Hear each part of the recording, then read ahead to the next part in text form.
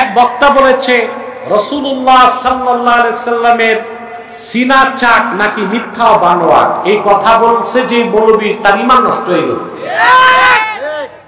কারণ আল্লাহর হাবিব মুহাম্মদ সাল্লাল্লাহু আলাইহি সাল্লামের সিনা মুবারক আল্লাহ বিদীর্ণ করছেন, এই কথা তো কোরআন কারীমেই আছে। আলাম নাশরাহ লাকা সাদরাক। সমস্ত মুফাসসির এই আয়াতের তাফসীর করতে যে একমত, ইন্না হাযিহিল আয়া দাল্লাত আলা শাক্কে সাদরে মুহাম্মদ সাল্লাল্লাহু আলাইহি সাল্লাম। এই আয়াতের একটাই ব্যাখ্যা অধিক সংখ্যক মুফাসসির করেছেন যে এই আয়াত স্পষ্ট প্রমাণ দেয় ১৫০০ বছর আগে আল্লাহ তার হাবিব মুহাম্মদ সাল্লাল্লাহু আলাইহি সাল্লামের সিনা মোবারক চাক করেছেন। সুবহানাল্লাহ বলেন। আর এই কথার পক্ষে বুখারী মুসলিম সহ সিয়াহ সিত্তায় হাদিসের সংখ্যা আছে ৭০-এর অধিক।